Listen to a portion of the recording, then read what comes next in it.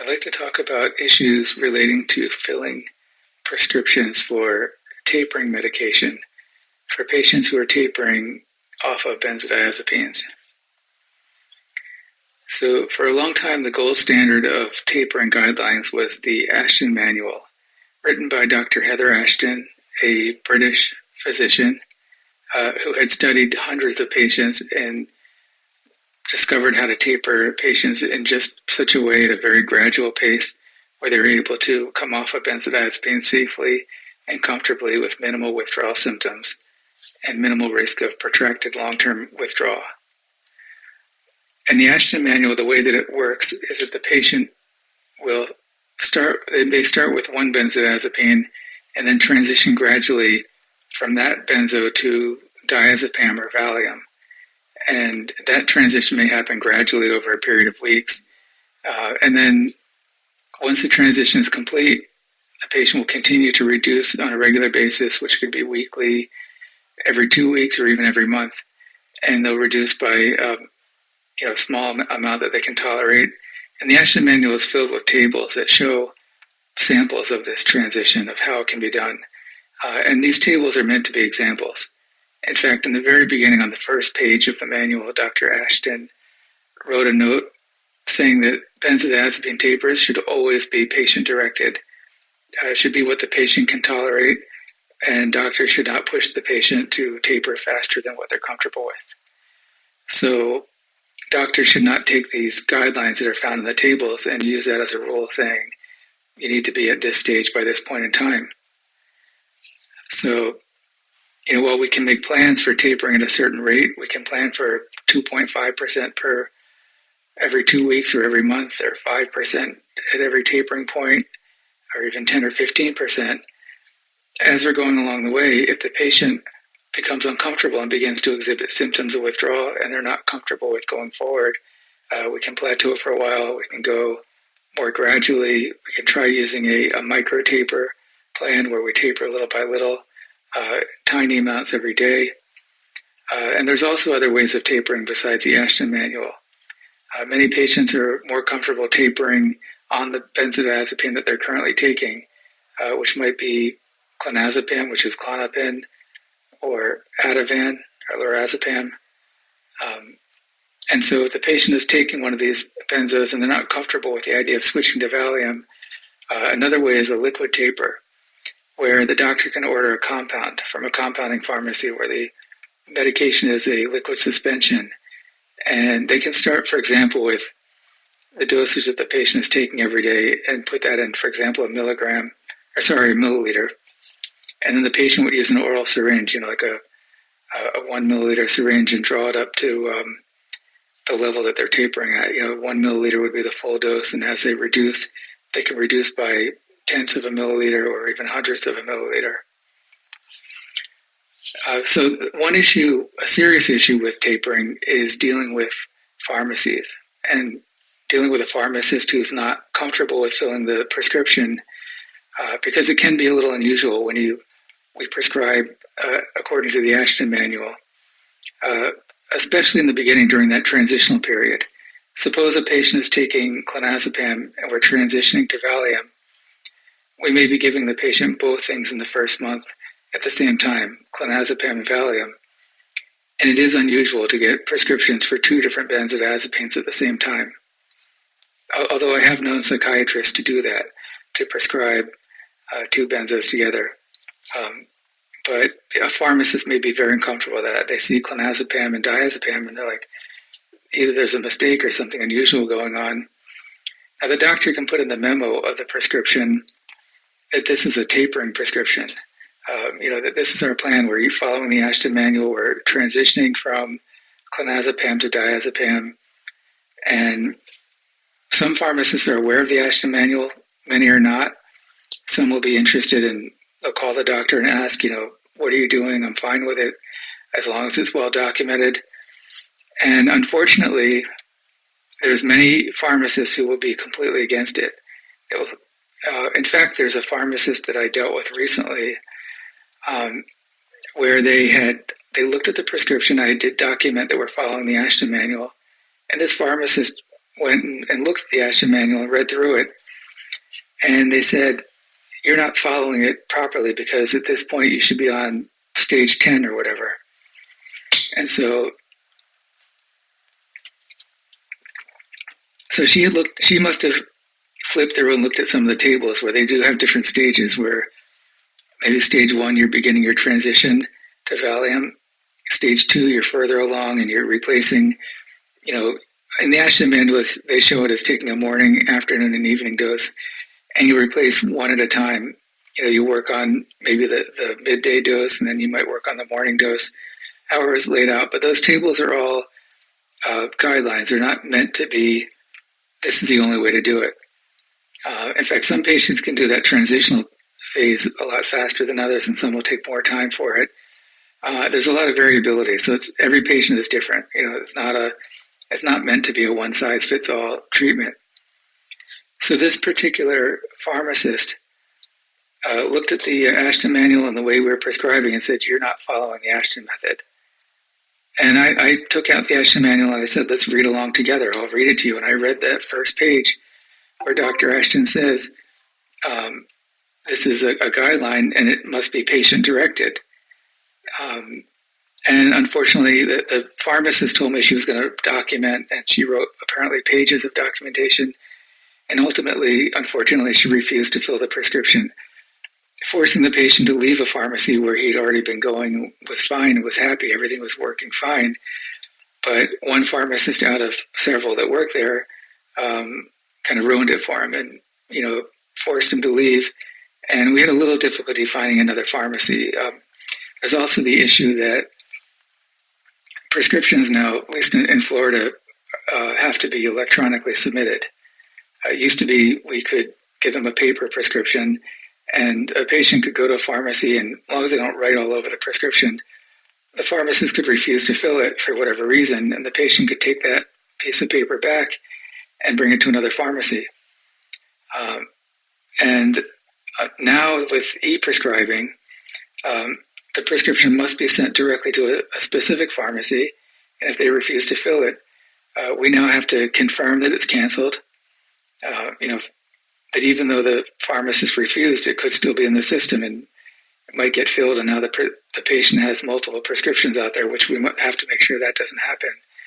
So we have to make sure it's canceled, which often involves a phone call just to verify that, and then we have to electronically submit it to another pharmacy. Now, suppose the other pharmacy has an issue, and now we end up repeating this time-consuming, frustrating process over and over again. And now, ideally, to minimize all these issues of pharmacies causing trouble, ideally it's good when a doctor has relationships with local pharmacies and the pharmacist, and which is not always easy because, with the large chain pharmacies, you can get to know the head pharmacist, or you can get to know different pharmacists who work at for example, a Walgreens. But Walgreens tends to hire floater pharmacists who may work more on the weekends or in the evening. And you can have that same situation. You can have everything working out well, and you get a floater pharmacist, for example, and they often make up stuff. They'll say, like, well, we don't have the medication in stock.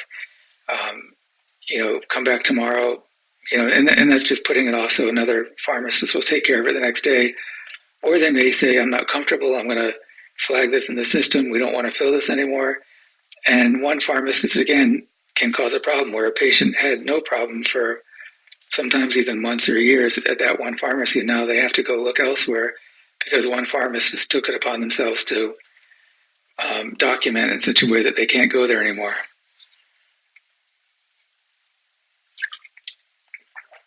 So, but yeah, it can help to, working with an independent pharmacy sometimes resolves that, because you may have the owner as a pharmacist, and hopefully, they have maybe just the one pharmacist or a few of them. But that one issue that I described where we had a problem where the pharmacist questioned the Ashton Manual, that was an independent pharmacy. And I didn't expect that to happen there, but, they did cause a significant difficulty for that particular patient. So now it is understandable that pharmacists that I understand why they're uncomfortable, because pharmacies do get inspected regularly. Inspectors will look at prescriptions, and a lot of these inspectors are not healthcare professionals. They are government inspectors, and they look at prescriptions and they say, well, I'm not comfortable with this. Why is the doctor doing this? Can you explain it? And that's why it is important to communicate with the pharmacist and to document things carefully. But, that it can be disconcerting to have those interactions with inspectors. So I can see why a pharmacist, especially one who's just working part-time, would just be uncomfortable and refuse to fill a prescription. Now, as far as the liquid taper, we get a compound liquid. There's a lot of compound pharmacies, but a lot of them would probably be uncomfortable with doing the liquid taper with a benzodiazepine. But there are certain ones that are very comfortable with it. They're accustomed to it, and they do it routinely. And those are good pharmacies to work with. And they can ship the medication directly to the patient. And so that, unfortunately, with compounds, usually insurance will not cover them. So that's one of the downsides. One benefit of the Ashton Manual method is that diazepam tablets are very inexpensive. And the reason why they use diazepam is that it's a very weak benzodiazepine. It's actually the weakest. And so it comes in 10 milligram and 2 milligram tablets. And being weak, it actually makes it easier to taper, which you can imagine if a patient is taking 2 milligrams of Xanax or alprazolam, that would actually convert to 40 milligrams of diazepam. So imagine if a person had 10 milligram tablets of diazepam, they can go from 4 10 milligram tablets a day and then break one of the tablets, and now you go from 40 to 35 milligrams. As you taper lower, you have to go more gradually, and then you can use the 2 milligram tablets. So you can taper by steps of 2 milligrams or even 1 milligram by breaking it in half at a time.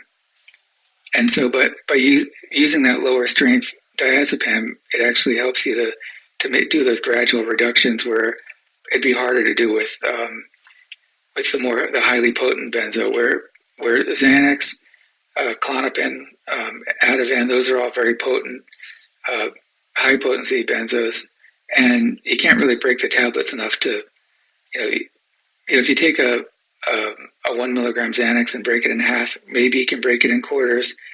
A quarter of a 1 milligram Xanax is equal to 5 milligram Valium, which is, so clearly, and they do make 5 milligram Valium tablets, but clearly it's easier to use the weaker one, and now you have more flexibility with the tablet strengths and breaking it down and tapering gradually. But with the liquid taper, you can even be more flexible and more fine-tuned in your gradual tapering or even micro-tapering by using the syringe and just going little by little. Like I said, you can go by hundredths or tenths of a milliliter and reductions every time you reduce or cut back. So that may be an issue of why not all doctors like to be involved in benzo tapering, because the doctor who decides to take on that responsibility now has to work with pharmacies and deal with pharmacies that are not willing to cooperate.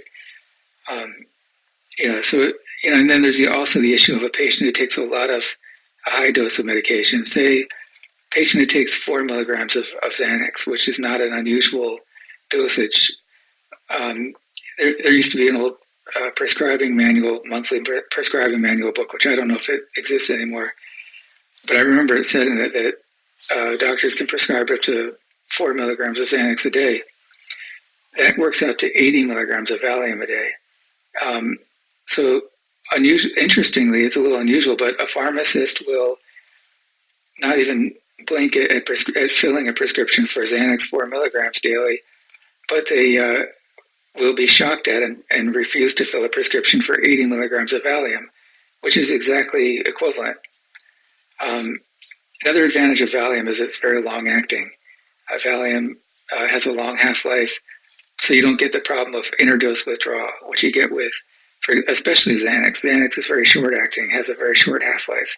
So if you take Xanax in the morning, by the afternoon, even before, it's already worn off to the level that the patient actually starts to have withdrawal symptoms. And if they transition to Valium, Valium is longer lasting, so you have the levels are more, evenly. It's more of a level line of dosage throughout the day. Like it's not going up and down and dipping frequently throughout the day where they have withdrawal symptoms.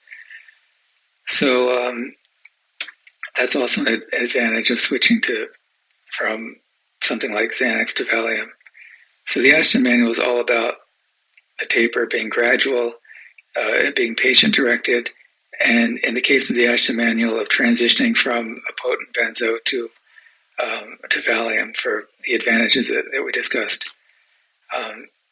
So hopefully more pharmacists will become knowledgeable about tapering and make things easier for the doctors that want to get involved and help out. Because it does turn out to be a lot of the work of helping a patient taper is dealing with pharmacies, and it is always great to find a pharmacist who is knowledgeable and understanding and willing to fill the prescriptions. So that's always a good thing. And there's also those difficult cases where a patient gets into a situation where a doctor has prescribed them very high doses of a benzodiazepine. And for example, I just met with a patient, actually a consult, we haven't started working together, a patient who was on, I think as high as 10 milligrams of Klonopin a day, which is mostly unheard of. That's, extremely high dose. Klonopin and Xanax are equally potent. So you don't normally see over 4 milligrams of Klonopin.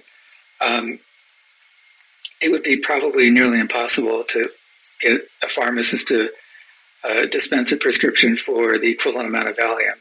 You go from 10, what would that be? Every milligram is equal to 20 of Valium, so it would be 200 milligrams of Valium daily for the person taking 10 milligrams of Klonopin. Either one, whether they get Klonopin 10 milligrams or Valium 200 milligrams daily, is pretty much unheard of, and most pharmacists would refuse it, putting that patient in a difficult situation of how do they get treatment? How do they get tapered off of what this doctor put them on? And in those cases, you may have to find a pharmacist willing to, as long as there's a very good documentation, and fortunately the tapering can go faster in the beginning, as long as there's reductions on a regular basis early on, and hopefully you can get the patient to a level where it's more well accepted, and then at that point, if you need to, you can slow down. It becomes a difficult balancing act of working with the patient with what they can tolerate, and working with the pharmacist with what they're comfortable with. Maybe one solution in some cases might be that doctors who are experienced at doing benzodiazepine tapering might be able to dispense medication themselves. I don't know if that's allowed. I don't even know if that would be a good idea. There was a lot of issues with doctors and clinics dispensing medication during the pain clinic epidemic, and about 10 to 15 years ago, and they put a stop to that, at least here in Florida. So doctors and pharmacies or pharmacy wholesalers and government regulators may be understandably uncomfortable with the idea of doctors having medication in their office to give out to patients. So it makes sense in a way that there's kind of a system of checks and balances of having the doctor and the pharmacy separate. But sometimes that separation can get in the way of the patient getting the proper care that they need. Okay, thank you for joining me.